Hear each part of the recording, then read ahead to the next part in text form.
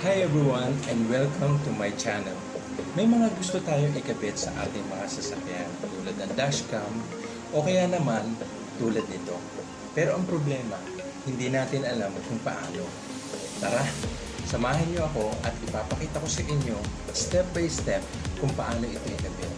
Pero bago yan, kung bago ka lang sa channel na ito, don't forget to subscribe and click the notification bell at huwag mo na rin kalimutan i-like at i-share para na sa ganun kapag kakailangan mo or may mga bago tayong mga videos ay madali mo rin makikita at mapapanood. So tara, umpisahan na natin.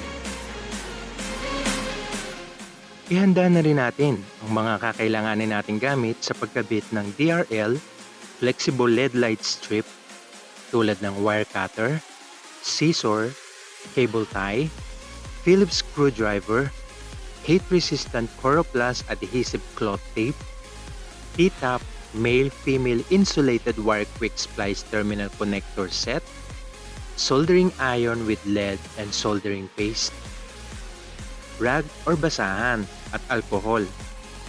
Ito ay gagamitin natin para sa panlinis sa ibabaw ng headlights. At gagamit din tayo ng long nose plier at heat shrink tube. Okay na. Tara, umpisa na natin.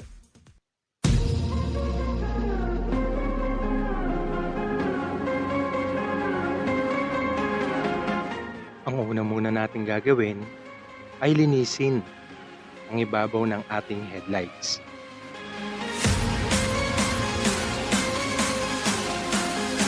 Linisin natin ito sa pamamagitan ng basahan at ng alcohol.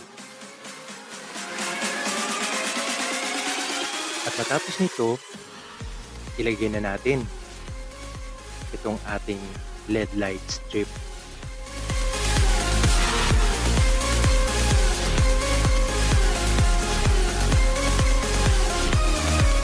Siguraduhin natin ito ay pantay.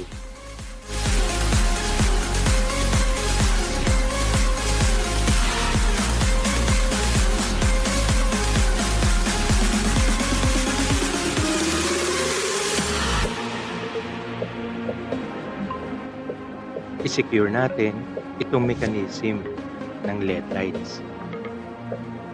Lagyan natin ng cable tie para na sa ganon ay hindi masira o magalaw. Bawasan lang natin ng konti itong kanyang cable wire. Medyo ingatan natin ito kasi sa sobrang nipis niya ay posible na ito ay mapatid kaagad. Gamitan natin ito ng T-top male and female terminal connector set. At ganito dapat ang kanyang magiging posisyon o itsura. Gagamitan natin siya ng long nose.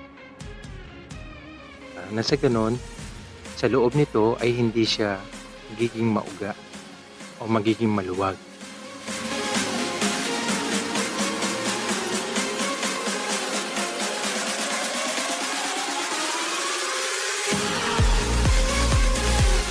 Hinangin natin siya para sigurado na ito ay hindi maalis o matatanggal.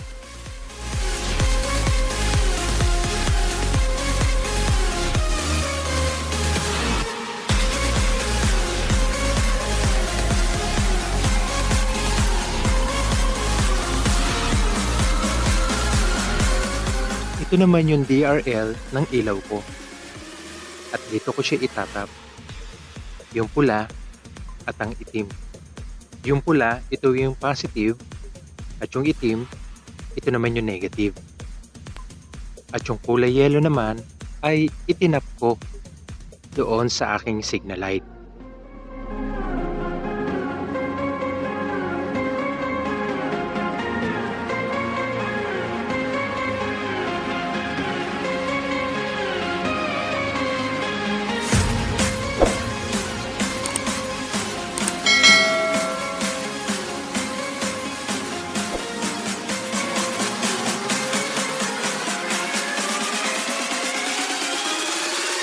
Ayan, okay na. Dito naman tayo sa kabila.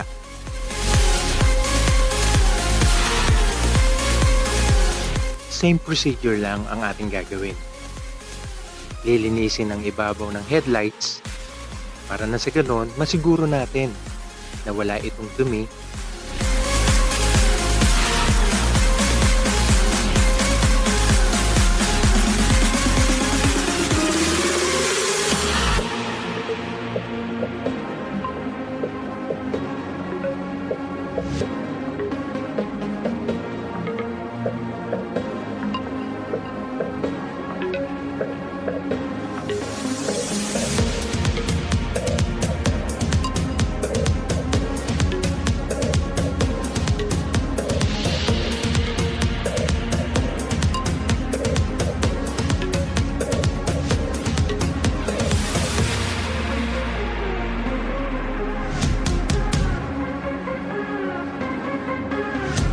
Ito naman yung wire na sinasabi ko kanina na nakatap doon sa aking signal light. At dahil sa sobrang nipis ng cable wire, ito ay kinakailangan kong gamitan ng heat-resistant adhesive cloth tape.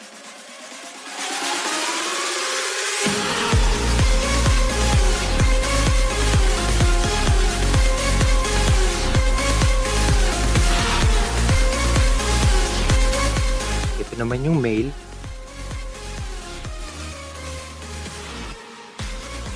Hihinangin ko rin siya para na sa ganun hindi siya matanggal.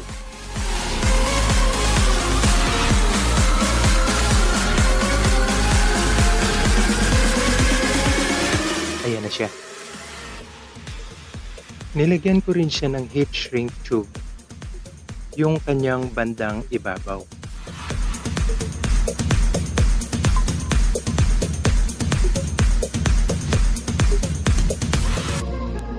Pagkatapos nito, itutuloy ko yung pagbalot ng tape para masiguro natin na ito ay hindi matatanggal o mapapatid.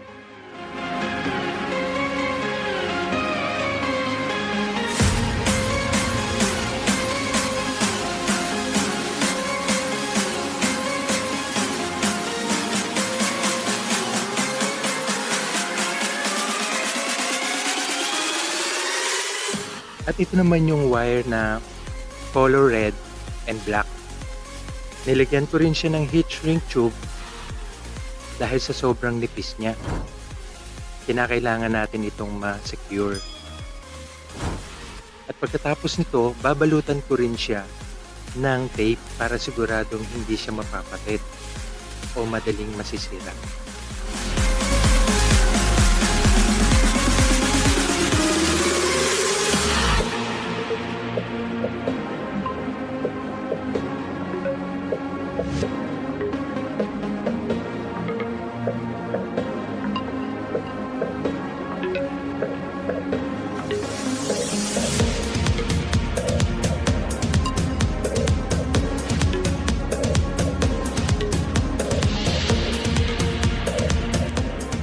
Yung black wire cable ay ilalagay ko doon sa negative at yung red wire cable naman ay ilalagay ko sa positive ng DRL ng ilaw ko.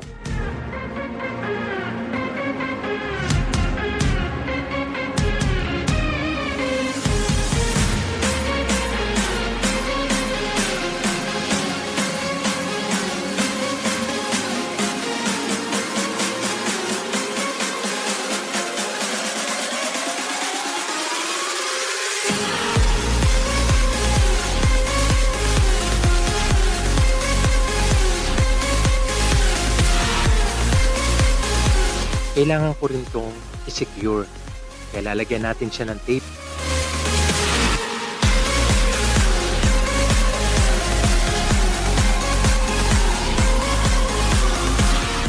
At lalagyan ko rin siya ng cable tie.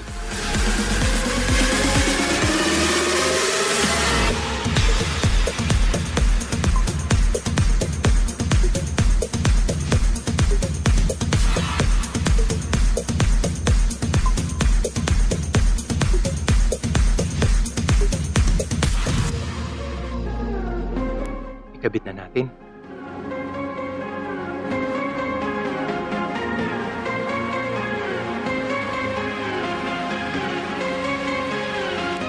Ganun din, yung T-top male, ilagay na natin sa female terminal connector.